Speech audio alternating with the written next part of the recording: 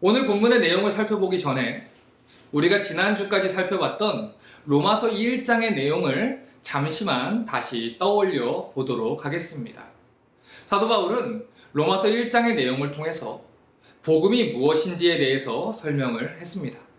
특별히 1장 16절을 통해서는 내가 복음을 부끄러워하지 아니하노니 이 복음은 모든 믿는 자에게 구원을 주시는 하나님의 능력이 됩니다. 첫째는 유대인에게요, 또한 헬라인에게로다 라고 아주 명료하게 클리어하게 이야기를 했죠. 자, 지금 여기에서 우리가 주목해서 봐야 되는 표현이 있습니다. 모든이라는 표현이에요. 그러니까 사도 바울은 헬라인이나 유대인이나 할 것 없이 이 복음을 믿는 모든 사람들에게 구원을 주시는 하나님의 능력이 된다고 밝혔다는 것이죠. 또 바울은 모든 사람들이 하나님의 진노 아래에 놓여 있고 이대로 가면 하나님의 진노하심 앞에서 심판을 받게 된다라고 이야기를 했습니다. 로마서 1장 18절을 보겠습니다. 하나님의 진노가 불의로 진리를 막는 사람들의 모든 경건치 않음과 불의에 대하여 하늘로 쫓아 나타나나니. 자, 바울이 얘기합니다. 하나님의 진노가 나타났는데 불의로 진리를 막고 있는 사람들의 모든 경건치 않음과 불의에 대해서 아주 분명하게 나타났다라고 이야기를 했어요. 그러면서 이 로마서 1장 18절 이후부터 32절까지의 이 로마서 1장 끝까지의 내용을 통해서는 왜 하나님을 모르는 이방인들에게 복음이 필요한지에 대해서 이야기하며 하나님을 모른 채로 죄를 짓고 살고 있었던 이방인들의 죄를 아주 자세하게 낱낱이 들추어 냈습니다. 로마서 1장 29절부터 31절의 내용을 보면 곧 모든 불의, 추악, 탐욕, 악의가 가득한 자요, 시기, 살인, 분쟁, 사기, 악독이 가득한 자요, 이렇게 계속해서 사도 바울이 이 세 절밖에 되지 않는 짧은 구절 안에서 무려 21개나 되는 이방인들의 죄를 이야기를 하는 걸 볼 수가 있습니다. 불의로 진리를 막고 하나님의 목소리를 외면하고 살았던 이방인들이 맞이해야 되는 결과는 심판을 기다리며 더러운 죄악들을 쌓아가는 비참한 일이었을 뿐이라는 것입니다. 자, 그러면 그들이 맞이하게 될 이 심판의 결과라는 것은 무엇이었습니까? 로마서 1장 32절을 보겠습니다. 저희가 이 같은 일을 행하는 자는 사형에 해당한다고 하나님의 정하심을 알고도 자기들만 행할 뿐만 아니라 또한 그 일을 행하는 자를 옳다 하느니라. 그들의 죄에 대해서는 이처럼 변명할 여지가 없다는 거예요. 여지없이 법정의 최고 형벌인 사형을 선고받게 될 거라는 것이고 영원한 죽음과도 같은 아주 고통스러운 심판을 맞이하게 될 거라는 것입니다. 이것이 1장까지의 내용이었어요. 자, 그런데 바울이 이렇게 이야기하는 도중에 누군가가 맞습니다, 옳습니다, 전적으로 동의합니다, 이렇게 소리치는 사람들이 있었다는 거예요. 자, 이게 무슨 말일까요? 우리가 로마서라는 성경을 이해를 할 때 바울이 논리를 펼쳐나가는 스타일을 우리가 이해할 필요가 있습니다. 바울은 로마서라는 서신을 쓸 때 여러 가지 문학적인 기법을 사용을 했는데 특별히 여기에서 우리가 주목해서 봐야 되는 문학적인 기법은 자문자답이라는 기법이에요. 여러분, 자문자답이라는 말이 무슨 말이죠? 스스로 질문을 하고 스스로 답변을 하는 거예요. 그러니까 바울은 로마서라는 편지를 쓰면서 이 편지를 읽는 사람들의 반응을 먼저 예상을 하면서 그들이 이런 부분에서 이렇게 또 반박을 하겠지, 이런 부분에 이렇게 얘기를 하겠지 예상을 하고 마치 그들과 직접 대화를 하고 논쟁을 벌이듯이 이 편지를 기록을 했다는 것입니다. 쉽게 말해서 지금 바울이 이방인들의 죄에 대해서 이야기할 때 하나님을 모르고 범죄하고 있는 이방인들의 죄가 사형받아 마땅한 죄라고 이야기할 때 누군가가 이렇게 이야기할 것을 예상하고 글을 썼다는 거예요.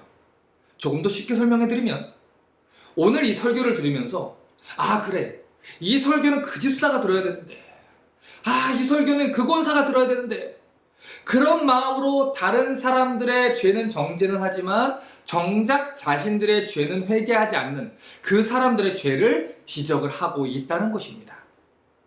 지금까지 사도 바울은 이방인들의 죄를 이렇게 나열을 하면서 그들이 사형에 해당된다는 이야기를 했어요. 그런데 그 이야기를 듣는 누군가가 이렇게 배시시 웃으면서 고개를 이렇게 끄덕이고 있었다는 것입니다. 네, 맞아요. 바울 선생님, 그런 사람들은 지옥에 가는 것이 마땅합니다. 그들이 받게 될 이 심판의 정당성에 대해서 누군가가 고개를 끄덕이고 공감하고 정죄하는 상황을 바울이 예상을 하고 글을 이어나가고 있다는 거예요. 로마서 2장 1절을 보겠습니다. 그러므로 남을 판단하는 사람아, 물은 누구든지 내가 핑계치 못할 것은 남을 판단하는 것으로 내가 너를 정죄함이니 판단하는 내가 같은 일을 행함이니라. 자, 지금 바울이 지적하고자 하는 사람이 어떤 사람입니까? 남을 판단하는 사람이에요. 더 정확하게 말하면 남의 죄를 판단하고 정죄하지만 자기 죄는 돌아볼 줄 모르는 사람들을 이야기하는 것입니다. 그래서 지금 우리가 읽은 1절에서만 판단이라는 단어가 3번이나 나와요. 로마서 2장 1절부터 5절, 오늘 우리가 읽은 본문에서는 이 짧은 단락에서 6번이나 판단이라는 단어가 사용된 것을 볼 수가 있습니다. 우리가 성경에서 같은 표현이 반복된다는 것은 중요하다는 표현이라고 이야기했고 강조점이 있다고 이야기했습니다. 그러니까 지금부터 바울이 죄를 지적하고자 하는 대상은 스스로를 의롭다고 여겨서 자기들의 죄는 정작 바라보지 못하는 사람들이라는 거예요. 자, 그러면 지금부터는 이 바울이 죄를 지적하기 원하는 남을 판단하는 사람들이라는 이 존재가 누군지 우리가 한번 살펴보죠. 로마서 2장 17절부터 24절을 보겠습니다. 유대인이라 칭하는 내가 율법을 의지하며 하나님을 자랑하며 율법의 교훈을 받아 하나님의 뜻을 알고 지극히 선한 것을 좋게 여기며 내가 율법에 있는 지식과 진리의 규모를 가진 자로서 소경의 길을 인도하는 자요 어둠에 있는 자의 빛이요 어리석은 자의 훈도요 어린 아이의 선생이라고 스스로 믿으니 그러면 다른 사람을 가르치는 내가 내 자신을 가르치지 아니하느냐? 도적질 말라 반포하는 내가 도적질하느냐? 간음하지 말라 말하는 내가 간음하느냐? 우상을 가진 여기는 내가 신사 물건을 도적질하느냐? 율법을 자랑하는 내가 율법을 범함으로 하나님을 욕되게 하느냐? 기록된 바와 같이 하나님의 이름이 너희로 인하여 이방인 중에서 모독을 받는도다. 자, 지금 우리가 읽었듯이 로마서 2장 17절 이후를 보면 그 문맥을 보면 바울이 로마서 2장을 통해서 정죄하고자 하는 첫 번째 1차적인 대상이 이방인들을 멸시하고 있었던 유대인들이라는 것을 알 수 있습니다. 물론 어떤 성경학자들은 로마서 2장의 기록 대상이 1장에서 언급된 이방인들과 다르게 이방인들 중에서도 그런 더러운 죄를 짓지 않았던 이방인들이 아니냐 이렇게 이야기를 해요. 왜냐하면 유대인들에 대한 이야기가 로마서 2장 17절에 유대인이라는 말이 등장하기 때문이라는 것이죠. 그래서 이 이야기를 1장의 흐름에다가 붙여서 이 대상은 이방인들 가운데서도 바울이 언급했던 끔찍한 그 죄를 짓지 않았다고 자기는 괜찮다고 생각하는 이방인들에게 너희도 예외는 아니다 이렇게 이야기하는 본문이라고 얘기하시는 분들이 있습니다. 하지만 첫 번째로 우리는 이 대상을 그런 방식으로 나눠서 생각할 필요가 없어요. 예를 들어 볼게요. 여러분, 출애굽기의 말씀은 1차적으로 구약의 이스라엘 백성들을 위해서 기록된 말씀입니다. 하지만 그렇다고 해서 출애굽기의 말씀이 지금 그 말씀을 대하는 유대인들과는 관계가 없는 말씀입니까? 아니죠. 물론 1차적으로 출애굽한 이스라엘 백성들에게 주어진 말씀이지만 출애굽 2세대, 3세대, 4세대 그리고 지금 하나님의 말씀을 묵상하는 유대인들에게도 동일하게 주시는 말씀입니다. 또한 그리스도의 십자가로 하나 된 우리 같은 이방인들에게도 여전히 출애굽기 말씀은 살아서 역사하고 적용되는 말씀입니다. 자, 그러니까 이러한 이해를 가지고 오늘 본문을 봐야 된다는 거예요. 로마서의 문맥을 볼 때 이 문맥에서 로마서 2장의 말씀은 우선적으로 유대인들을 대상으로 기록된 것이 분명합니다. 그 문맥을 보면 이걸 확인할 수가 있어요. 하지만 동시에 바울은 그러한 특별한 입장을 취할 수 있는 다른 이방인들까지 다 포함해서 이야기를 하고 있는 거예요. 이른바 나는 그래도 저런 죄는 짓지 않아. 이런 마음으로 설교를 듣고 있는 다른 모든 사람들을 시대를 초월해서 이 성경은 이야기를 하고자 하는 것입니다. 그렇기 때문에 지금 바울이 남을 판단하는 사람아 라고 정죄한 대상은 우리 모든 사람들 사이에도 그 대상이 분명히 있다는 거예요. 하지만 우선적으로 로마서 2장의 기록 대상이 이방인들을 정죄하는 유대인들이기 때문에 원래의 문맥 가운데서 본문의 의미를 살펴보고 그리고 그 의미를 확장시켜서 적용을 해보자는 것이죠. 자, 다시 로마서 2장 1절을 보겠습니다. 그러므로 남을 판단하는 사람아, 물론 누구든지 내가 핑계치 못할 것은 남을 판단하는 것으로 내가 너를 정죄함이니 판단하는 내가 같은 일을 행함이라. 자, 지금 바울이 정죄하는 대상이 어떤 사람들입니까? 첫 번째, 남을 판단하는 사람이에요. 두 번째, 남을 판단하면서도 같은 죄를 짓고 있는 사람입니다.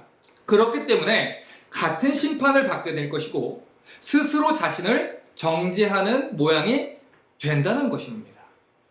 로마서 2장 3절을 보겠습니다. 이런 일을 행하는 자를 판단하고도 같은 일을 행하는 사람아, 내가 하나님의 판단을 피할 줄로 생각하느냐?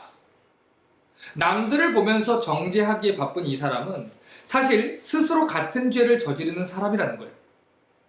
그런데 그 사람의 문제가 뭐냐면 자기에게는 이 심판이 임할 거라고는 생각하지 않는다는 것입니다. 아니, 자기는 하나님의 판단과 심판에서 벗어나 있다라고 생각을 한다는 것이죠. 자기들은 이미 구원받았고 자기들에게는 심판이 임하지 않을 거라고 자신하고 있다는 것입니다. 그런데 아이러닉한 것은 자기들도 하나님을 모르는 이방인들과 똑같은 죄를 짓고 있으면서도 자기들은 구원받았다고 생각하는 근거 없는 자신감을 가지고 살아가고 있다는 것입니다. 지금까지 바울은 하나님의 진노가 불의로 진리를 막는 사람들에게 나타났다라고 이야기를 했어요. 하나님을 모르고 살았던 이 이방인들의 모든 경건치 않음과 불의의 그 심판이 어떻게 나타났는지에 대해서 이야기를 했습니다. 자, 그런데 그 무서운 이야기를 듣고 있었던 몇몇의 유대인들이 이렇게 이야기를 했다는 거예요. 네, 맞습니다. 옳습니다. 우리가 늘 이야기한 게 그거 아닙니까? 이방인들은 심판받아 마땅합니다. 그들의 삶을 보십시오. 그들은 죄인입니다. 사형에 해당하는 게 마땅합니다. 바울 선생님이 옳습니다. 이렇게 얘기를 했다는 거예요. 그런데 문제는 그들이 복음의 빛 아래에서 이런 이야기를 한 것이 아니라는 것입니다. 그러면 그들이 왜 이런 얘기를 했을까요?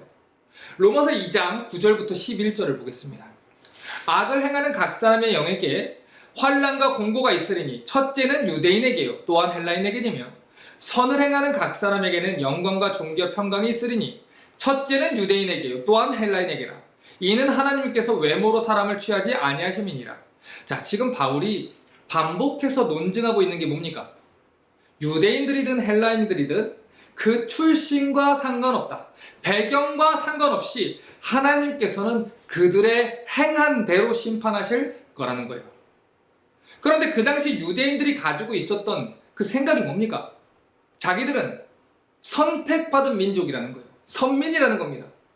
그래서 그 당시 유대인들이 가지고 있었던 가장 큰 오해 중에 하나는 자기들이 특별한 민족이기 때문에 하나님이 선택하셨다는 거였어요. 그러면 그들이 가지고 있었던 자랑이 무엇입니까? 첫 번째, 자기들은 선택받은 민족이라는 겁니다. 두 번째, 자기들은 율법을 전해받은 민족이라는 겁니다. 세 번째, 마지막으로 자기들은 할례를 받았다는 거예요. 그러니까 왜 하나님이 우리를 선택하셨느냐? 하나님이 왜 우리에게 율법 주셨느냐? 왜 하나님이 우리에게 할례를 주시고 구별하셨느냐? 그 이유는 우리가 너희들과는 다르기 때문이다 이겁니다. 자기들은 하나님이 선택하신 백성이기 때문에 장차 있을 심판과는 관련이 없는 무관한 사람이라는 거지요. 그들의 논리는 이렇습니다. 우리가 율법을 지킬 수 없다면 왜 하나님이 애초부터 율법을 우리에게 주셨겠냐는 거예요. 그래서 그들은 하나님께서 그들을 부르신 이유도, 그들에게 율법을 주신 이유도 철저하게 자기 중심적으로 생각을 했어요. 자, 그런데 이것이 비단 유대인들만의 문제입니까? 우리에게도 이런 문제가 있습니다. 우리 집안에 목사가 몇 명 있다. 우리 집안은 몇 대째 예수 믿었다. 우리 집은 어느 교회에 다닌다. 그러니까 우린 다르다. 나는 어렸을 때부터 교회를 떠난 적이 없고 우리 집은 늘 교회를 함께 했으며 늘 교회를 가까이 하며 살았다. 그러니까 우리는 다르다. 그래서 설교를 들을 때도 죄에 대해서 하나님이 지적하실 때도 그 문제는 내 문제가 아니라고 생각한다는 거예요. 이 설교를 저 사람이 들었어야 되는데, 그 사람이 들었어야 되는데 이렇게 생각하고 넘어간다는 것이죠. 하지만 우리가 유아 세례를 받았다는 것이 우리가 구원받았다는 것을 이야기해 주는 건 아닙니다.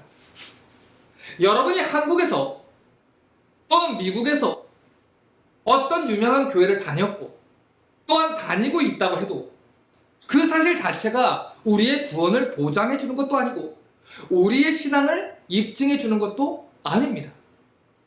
우리 교회 담임 목사님이 누구다?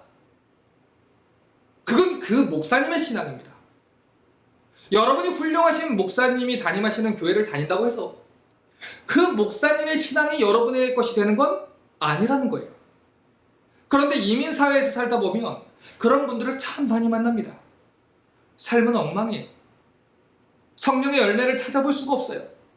그런데 자기는 어떤 교회 출신이다라는 것만을 자랑한다는 거예요. 자기가 어떻게 변화되고 어떻게 믿음으로 살아가는지, 어떻게 그 입술의 열매를 맺는지는 관심이 없고 자기가 그냥 어떤 교회에 출석하고 있고 우리 교회 성도가 몇 명이고 어떤 목사님들의 설교를 내가 즐겨 듣고 있는지에 대해서 그것을 자랑거리로 사는 사람들이 많다는 것입니다. 하지만 여러분, 이 시간 분명하게 말씀드리지만 여러분이 대형 교회를 다닌다고 해서 여러분의 신앙도 커지는 건 아닙니다. 여러분이 어떤 목사님한테 배웠다고 해서 그 목사님의 신앙이 여러분의 것으로 동일하게 전달되는 것도 아닙니다. 바로 그것이 오늘 바울이 지적하고 있는 내용이라는 거예요. 지금 바울의 이야기를 들은 유대인들은 이런 식으로 이야기하는 것입니다. 우린 유대인들입니다. 하나님이 선택했습니다. 모태신앙입니다. 몇 대째 신앙생활 했습니다. 우리 집안엔 목사가 몇 명인지 아십니까? 그런데 바울은 그게 중요하지 않다라고 얘기한다는 겁니다. 로마서 2장 11절을 보십시오. 이는 하나님께서 외모로 사람을 취하지 아니하심이니라. 지금 여기에서 말하는 외모라는 것은 사실 원문의 의미를 더 완전하게 이렇게 담아내지 못한 그런 단어입니다.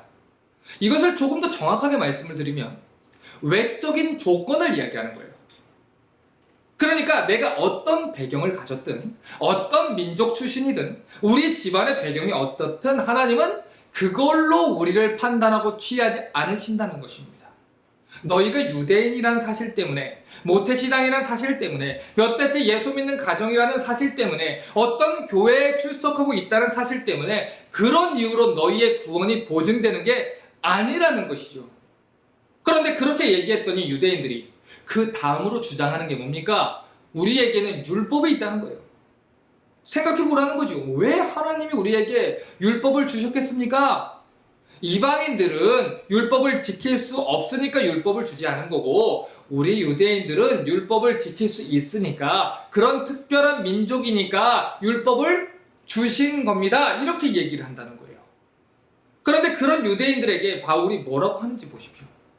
로마서 2장 13절에 하나님 앞에선 율법을 듣는 자가 의인이 아니요 오직 율법을 행하는 자라야 의롭다 하심을 얻으리니. 하나님 앞에선 율법을 받았다는 자체가 문제가 아니라는 거예요. 율법을 행하는 자라야 의롭다함을 받는다는 것이죠.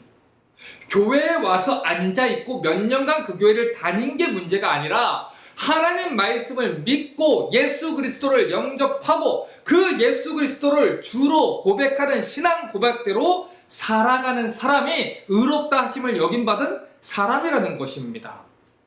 로마서 3장 19절과 20절을 보겠습니다. 우리가 알거니와 물은 율법이 말하는 바는 율법 아래 있는 자들에게 말하는 것이니 이는 모든 입을 막고 온 세상으로 하나님의 심판 아래 있게 하려 함이라. 그러므로 율법의 행위로 그의 앞에 의롭다 하심을 얻을 육체가 없나니 율법으로는 죄를 깨달음이라. 자, 하나님이 율법을 주신 이유가 무엇입니까? 유대인들이 지킬 수 있었습니까? 지켜서 의롭다 하심을 받으라고 주신 겁니까? 아닙니다. 그 율법을 받아들고 하나님 앞에서 자기들이 얼마나 더러운 죄악을 짓고 있는지, 얼마나 불가능한 사람인지 깨달으라고 주신 것입니다. 그렇게 해서 회개하고 하나님의 은혜를 바라보라고 주신 것입니다. 그런데 그들은 오해했어요. 자기들이 율법을 지킬 수 있어서 주신 거다 이렇게 생각을 했습니다. 남들보다 자기들이 거룩하기 때문에 하나님이 우리에게 율법을 주셨다 이렇게 생각했습니다. 하지만 성경은 그렇게 이야기하지 않아요.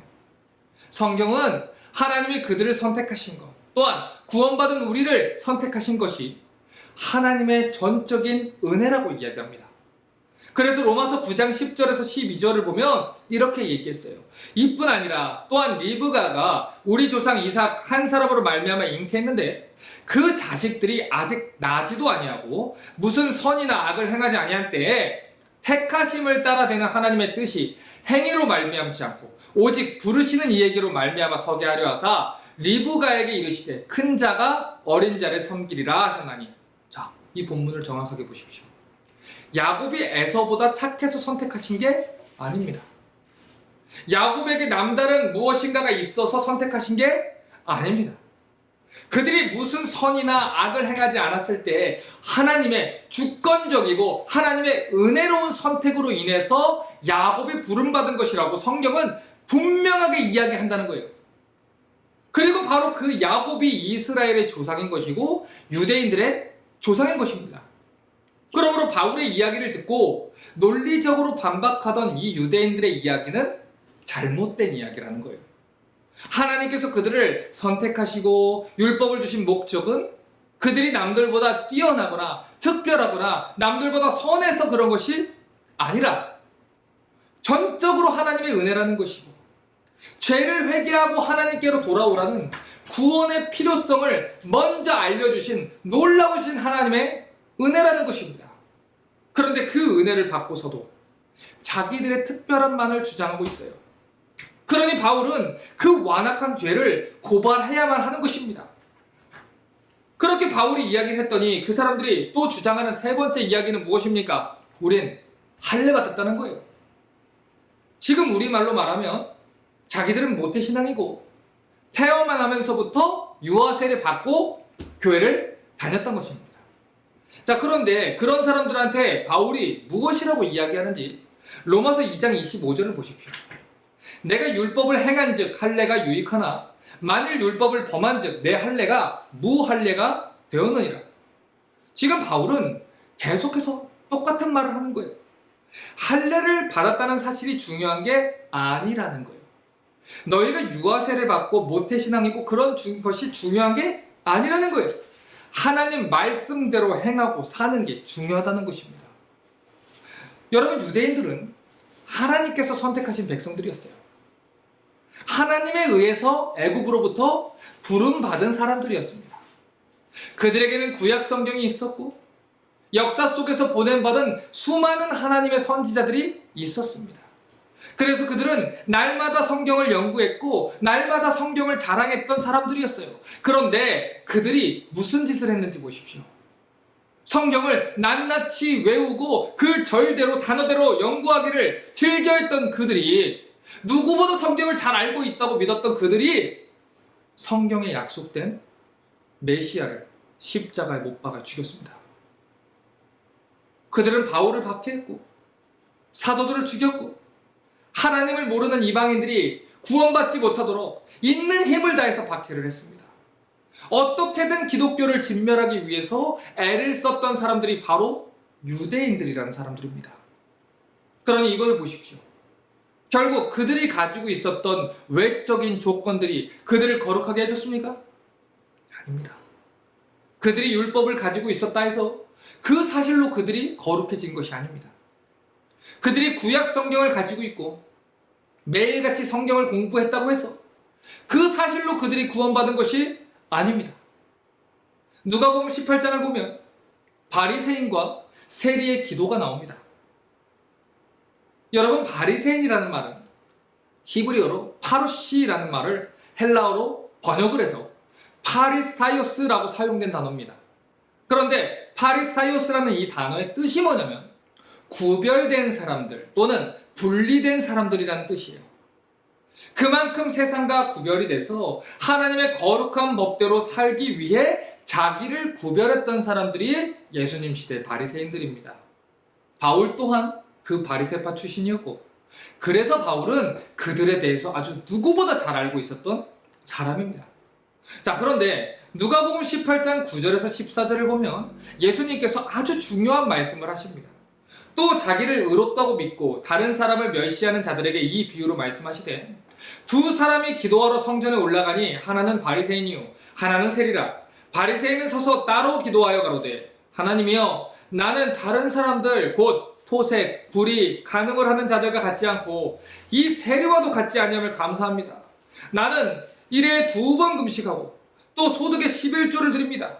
세리는 멀리 서서 감히 눈을 들어 하늘을 우러러보지도 못하고 다만 가슴을 치며 가로되, 하나님, 나를 불쌍히 여기시옵소서. 나는 죄인으로소이다 하느니라. 내가 너희에게 이르노니 이 사람이 저보다 의롭다 하심을 받고 집에 내려갔느니라. 자, 그 당시의 세리라는 존재는 이스라엘 사람들에게 가장 악독한 죄인으로 여김받던 사람입니다. 반면에 바리새인이라는 존재들은 백성들의 존경을 받던 이스라엘의 신앙의 지도자들입니다. 그런데 지금 이 비유의 끝에서 예수님이 그들을 어떻게 평가하셨는지 보십시오. 누가 더 의롭다 하심을 받았습니까? 세리가 바리새인보다 훨씬 더 의롭다 하심을 받았다는 거예요. 어째서 그렇습니까? 바리새인은 일주일에 2번씩 금식하고 11조를 드렸던 사람입니다.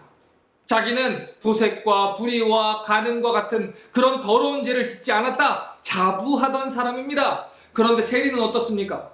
그 모든 죄를 지었음에도 불구하고 하나님 앞에 나아와 은혜를 간구한 사람입니다.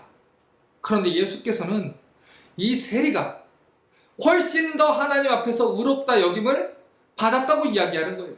왜냐하면 세리는 구원이 무엇인지를 알고 있었기 때문입니다.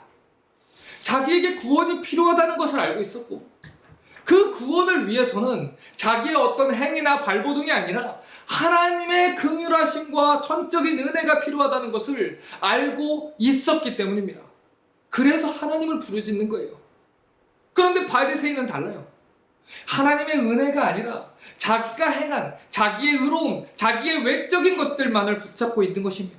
나는 그런 죄를 지은 것이 없습니다. 나는 구별됐습니다. 나는 이미 거룩합니다.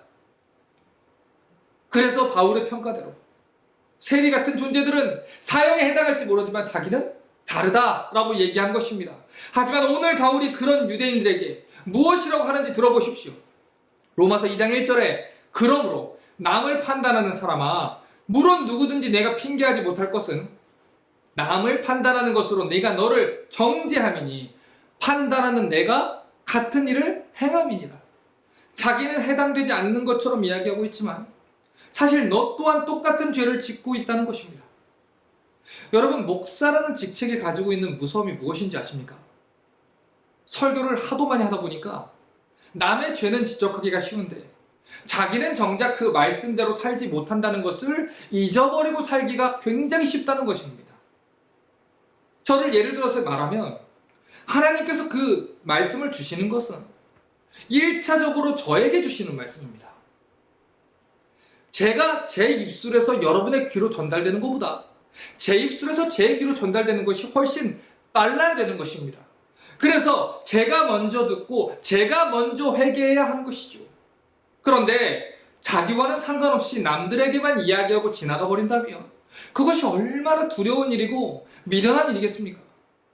현대의 많은 교회들을 보면 교회를 세운다는 슬로건을 가지고 평신도를 세우고 평신다 사역자들을 많이 세워서 성경을 가르쳐야 된다라는 운동을 벌이는 걸 볼 수 있습니다.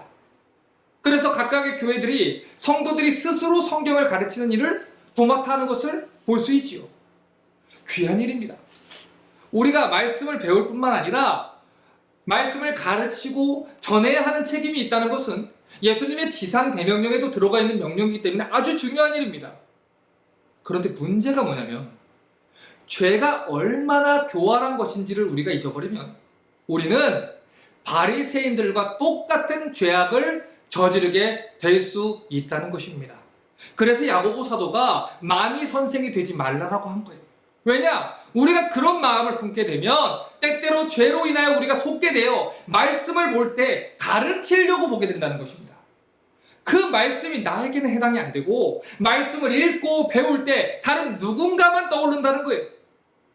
말씀을 배우는 사람들에게 저 사람한테 들려줘야 되는데 이건 그 사람한테 해당하는 말인데 그렇게만 해당하고 전하고 가르치려는 목적으로만 말씀을 배우게 된다는 것입니다. 그래서 하나님이 그 말씀을 지금 나에게 한다는 것을 잊어버리고 많은 것을 배워서 사람들에게 가르치려는 목적으로만 성경을 배우게 된다는 것입니다. 그렇기 때문에 성경을 가르치는 교사라고 하는 분들은 또한 말씀의 사역자라고 하는 분들은 오늘 이 로마서의 본문을 특별히 주의를 가지고 봐야 된다는 거예요. 우리는 성경을 가르치고 또 전하려고 배우기 전에 성경이 우리의 영혼을 깨우고 하나님 앞으로 우리 자신을 인도하기 위해서 기록된 거라는 것을 잊지 말고 성경을 대해야 됩니다. 마태복음 5장을 보면 예수님께서 어떤 사람이 복이 있는 사람인지에 대해서 8가지 복을 말했습니다. 그런데 팔복이라고 불리우던 그 복들 중에 우리가 오늘 주목해 볼 복은 첫 번째 복과 두 번째 복이에요. 마태복음 5장 3절과 4절을 보면 심령이 가난한 자는 복이 있나니 천국이 저희 것이며 애통하는 자는 복이 있나니 저희가 위로를 받을 것이며 이렇게 말했습니다. 여기에서 말하는 심령이 가난하다라는 것은 스스로 어떤 것도 할 수 없는 존재를 말합니다. 자기 스스로를 보니까 절망밖에 없어서 하나님의 은혜만을 바라보는 누가복음 18장에 기록된 그 세리와도 같은 심령을 가진 사람들을 말합니다. 그런데 예수님은 그런 사람들에게 천국이 약속된다는 거예요. 제가 특별해서 목사가 된 게 아닙니다. 여러분이 특별히 더 거룩해서 직분을 맡은 게 아닙니다. 여러분이 대단해서 하나님이 직분을 맡기신 것도 아니고 여러분이 대단해서 성경 교사로 세워주신 것도 아닙니다. 그러므로 우리도 나도 여러분도 듣지 않아도 되는 것이 아니라는 것입니다. 이 말씀은 누구에게 주시는 말씀입니까? 나보고 회개하라고 주시는 말씀입니다. 이 말씀은 여러분에게 회개하라고 주시는 말씀입니다. 다른 사람을 떠올리고 그 사람을 정죄하고 그 사람을 판단하기 위해서 주시는 말씀이 아니라 이 성경 말씀은 하나님의 자녀인 여러분에게 주시는 말씀입니다. 그러므로 어떤 말씀이 들려도 심령이 가난한 자가 복입니다. 애통하는 자가 복입니다. 그 말씀을 들을 때 아멘 하고 가슴을 치고 회개하는 사람이 복 있는 사람입니다. 그렇게 애통하는 사람에게 천국의 위로가 주어진다는 것입니다. 때때로 우리는 찬양을 드리면서 찬양의 가사를 보면서 은혜롭다라는 표현을 씁니다. 그래서 눈물을 흘립니다. 그런데 프란시스 세프라는 철학자가 이런 중요한 말을 했습니다. 회개는 눈물 한 방울 없이도 가능한 것이다. 이게 무슨 말인지 아십니까? 우리가 은혜를 받은 것과 감동을 받는다는 것은 다른 언어입니다. 회개라는 것은 내 죄의 길에서 애통하며 돌아서는 일이지만 그것이 꼭 눈물을 뿌렸다고 해서 우리가 죄를 회개했다는 증거도 되는 것도 아니고 우리가 눈물을 뿌리지 않더라도 우리의 악한 길에서 돌이켜 돌아간다면 그것은 회개의 증거가 된다는 것입니다. 하나님은 우리에게 그것을 원하시는 것입니다. 어떤 말씀이 우리에게 들려도 하나님 그 앞에서 그것이 내가 듣기 싫고 내 죄를 이야기하는 것 같고 하더라도 그 앞에서 돌이킨다면 그 사람은 은혜를 입은 것입니다. 그런데 그 죄는 다 저버려 놓고 하나님의 말씀에 귀를 이렇게 가려우고 있으면서 그 삶과 행동은 여전히 똑같으면서 그냥 내 귀에 듣기 좋은 곡조에만 눈물을 쏟고 삶은 변하지 않는 것은 감동은 받을 수 있을지 몰라도 은혜 받은 것은 아니라는 것입니다. 저는 여러분에게 하나님의 은혜가 주어지길 원합니다. 애통하는 자가 되는 은혜를 누리시길 원합니다. 하나님 말씀이 주어지면 그 말씀 앞에서 하나님이 나에게 이런 말씀을 주셨구나. 내가 순종해야지. 못해도 순종해야지. 순종하게 하시옵소서. 하나님, 내가 힘이 없습니다. 능력 없습니다. 세상 사람 다 그렇게 살아도 나는 하나님 뜻대로 살고 싶은데 그렇게 살지를 못합니다. 도와주십시오. 그렇게 심령이 가난하고 애통한 마음으로 하나님 앞에 나아가는 자들에게 천국이 주어진다는 것입니다. 시편 51편 16절과 17절은 이렇게 말합니다. 주는 제사를 즐겨 아니하시나니, 우리말로 바꿔서 말할까요? 주는 예배 행위를 즐겨 아니하시나니 그렇지 않으면 내가 드렸을 것이라. 주는 번제를, 예배 행위 그 자체를 기뻐 아니하시나이다. 하나님이 구하시는 제사, 예배는 상한 심령이라. 하나님이여, 상하고 통회하는 마음을 주께서 멸시치 아니하시리라. 하나님이 원하시는 것은 화려한 예배 행위가 아니에요. 수많은 군중들이 모이는 그 건물 자체와 행위 자체, 의식 세레모니 자체가 아닙니다. 교회라는 이름으로 많은 일을 하는 것을 원하시는 게 아니에요. 하나님이 원하는 것은 상하고 통회하는 마음을 원하시는 거예요. 지금 이 말씀이 들렸을 때 그 말씀을 듣고 통회하는 그 영혼의 그 심정을 하나님이 원하시는 것입니다. 성전이 다 무너졌을지라도 학사 에스라가 하나님 말씀을 가르칠 때 백성이 울며 회개하는 그때 하나님의 영광이 임했던 것처럼 하나님은 겉만 번지르르 한 예배가 아니라 하나님의 말씀을 듣고 깨우치길 원하고 가슴을 치고 울겨 회개하는 영혼을 통해 하나님이 예배를 받으시는 것입니다. 그 사람을 통하여 하나님은 영광을 받으시는 겁니다. 다시 말씀드리지만 우리는 죄라는 것이 얼마나 교활한지 알아야 됩니다. 가장 중요한 사실은 죄는 우리가 듣는 진리를 다른 사람들에게만 적용시킵니다. 그리고 우리의 죄에 대해선 눈을 감게 하는 교활한 방법을 사용하죠. 그래서 우리는 하나님의 말씀을 들으면서도 다른 사람들의 죄악들을 떠올리는 경향을 가져요. 아, 이 설교는 그 사람이 들어야 되는데 그 설교를 듣고도 아직도 정신을 못 차리고 있구나. 이런 식으로 다른 사람들을 정죄를 합니다. 하지만 실제로 우리 자신의 죄악에 대해서는 귀를 닫고 눈을 감아버리는 성향이 있습니다. 바로 이것이 우리가 행하는 죄악이고 유대인들이 행해왔던 죄악이었습니다. 하지만 분명하게 말씀드리겠습니다. 여러분이 어떤 성경적인 지식을 얼마만큼 많이 알고 있는지는 모르지만 얼마나 오랫동안 얼마만큼 성경교사로 여러분이 오래 섬겼는지는 모르지만 여러분이 그 말씀대로 살아내지 못하고 그 말씀대로 행하지 않는다면 여러분은 로마서 2장에 기록된 유대인들과 전혀 다른 게 없는 사람들이라는 것입니다. 그러므로 말씀을 읽는 것만으로 멈추지 마십시오. 말씀을 공부하는 것만으로 멈추지 마십시오. 그 말씀대로 살아내셔야 하는 것입니다. 그 말씀을 붙잡고 가슴을 치고 안 되면 될 때까지 통곡하고 하나님의 은혜를 구하셔야 하는 것입니다. 이제 설교를 마무리하겠습니다. 오늘 우리가 읽은 로마서 2장 1절부터 5절의 내용을 보면 내가 또는 너라고 하는 2인칭 단수 표현이 9번이나 나오는 걸 볼 수 있습니다. 그러므로 남을 판단하는 사람아, 물은 누구든지 내가 핑계하지 못할 것은 남을 판단하는 것으로 내가 너를 정죄함이니 판단하는 내가 같은 일을 행함이라. 이런 일을 행하는 자에게 하나님의 판단이 진리대로 되는 줄 우리가 아노라. 이런 일을 행하는 자를 판단하고도 같은 일을 행하는 사람아, 내가 하나님의 판단을 피할 줄로 생각하느냐?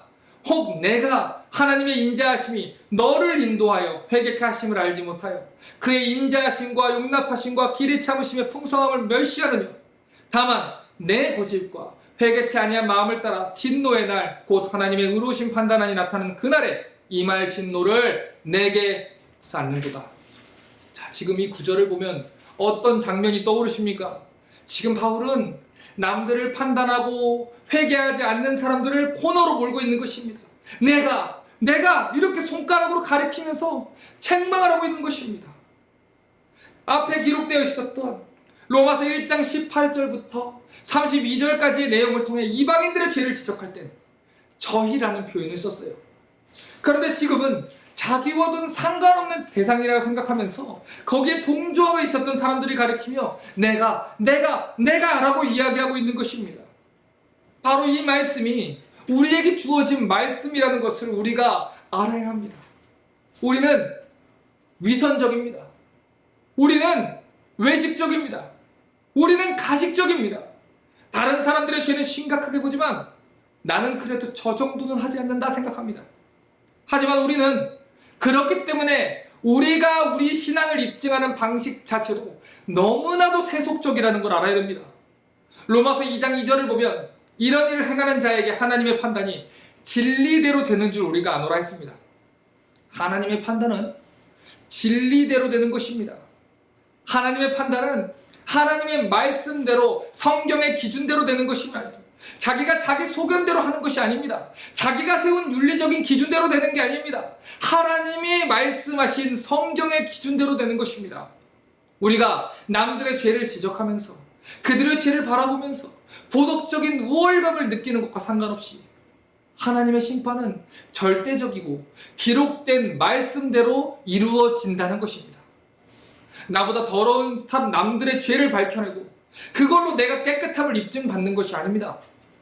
하나님 앞에서 내가 어떤 사람이냐, 내가 오늘 이 말씀에 순종하느냐, 그걸로 구원을 받는 것입니다. 그러므로 남들의 허물과 죄를 밝혀내는 재미로 살지 마십시오.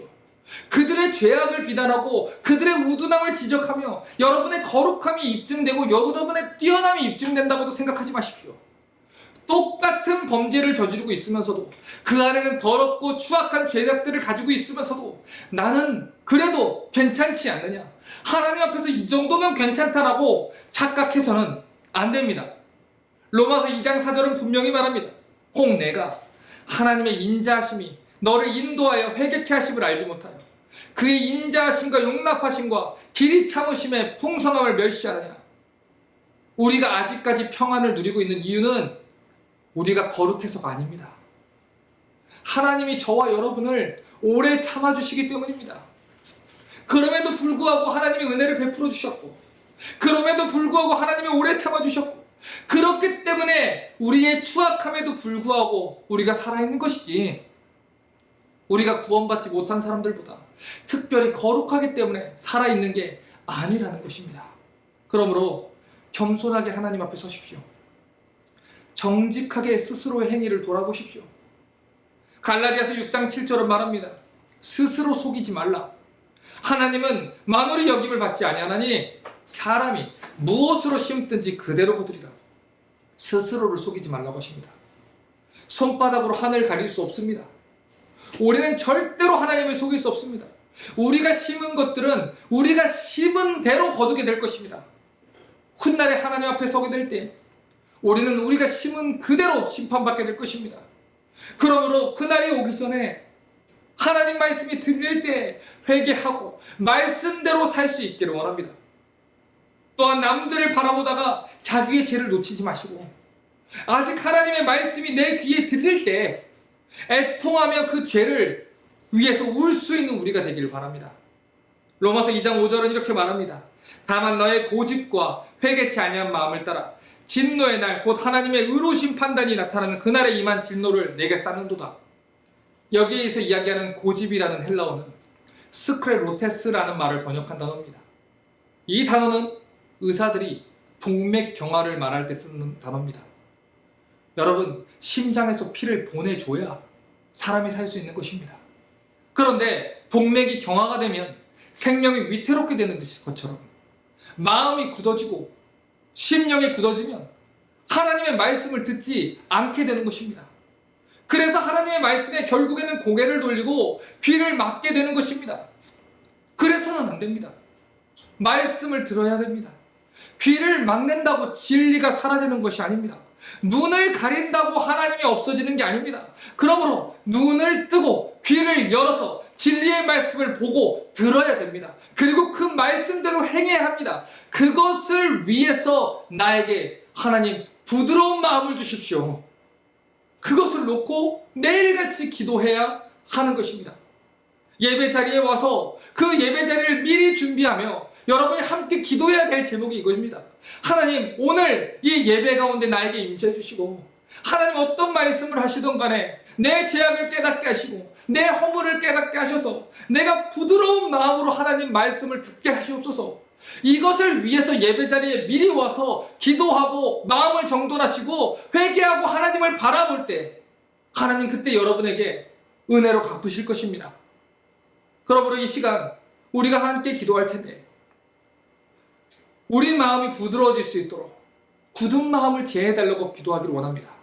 하나님, 아직 하나님 말씀이 들릴 때 아멘 하는 부드러운 마음을 저에게 주십시오. 하나님의 말씀을 들으면서도 외면하고 듣기 싫어하고 그 말씀을 지우려고 하는 악한 마음을 갖는 게 아니라 하나님 말씀에 순종하고 회개하는 우리가 되게 하시옵소서. 우리 리스타 철치가 되게 하시옵소서. 그렇게 기도하고 하나님 말씀을 대하는 우리 모두가 되기를 주님의 이름으로 축원합니다.